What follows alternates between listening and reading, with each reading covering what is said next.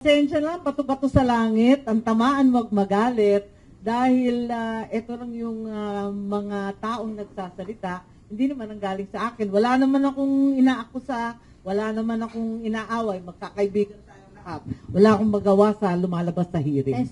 PBA Party List Representative Mix Nograles denied that she was behind the PI initiative in Davao City. Sabi po niya, nasa abroad siya nung time na yun. Kumbinsido po ba kayo sa alibay niya?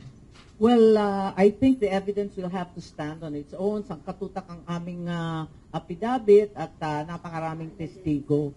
Maraming in-identify na party list, hindi lang naman sila, kundi yung tingog, na-identify, marino, senior citizens, marami kasi.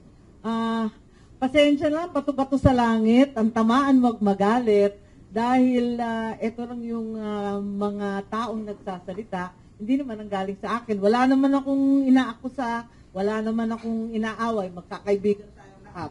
Wala akong magawa sa lumalabas sa hearing. Testimonies only, no evidence yet ng may mga... Well, there's evidence in the sense that yung mga iba't ibang mga coupon na pinamigay, kasi very organized meron silang mga formularies, yung mga form, sinoli nila, dala-dala nila yung form kasi gusto nilang i-withdraw. Nagpapirma sila, tapos ina-erase nila, pinubura nila. Kasi gusto nila, mawala na At saka, yung iba naman, nabigyan ng food packs, tapos meron silang mga coupon.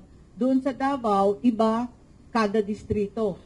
May picture ng bundok, may picture ng eagle, iba-iba. So, alam mo kung anong distrito Hindi ka. mo nakuha kay Chairman Garcia commitment to stop the, yung sa...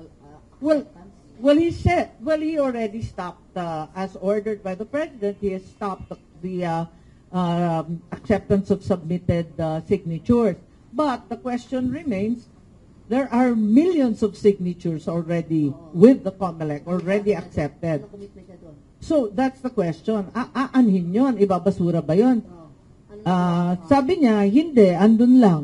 Kapag andun lang, pwede pang gamitin yan sa mga susunod na PI. Wala namang expiry date yung mga permang yan. Sabi niya, oo, pwede pang gamitin. So malayo pa yung 2025, malayo pa mas lalong malayo yung 2028. Pwedeng i-recycle, upcycle yan. Ang akin, hindi ba dapat isoli sa tao yan? Basura yan, sunod.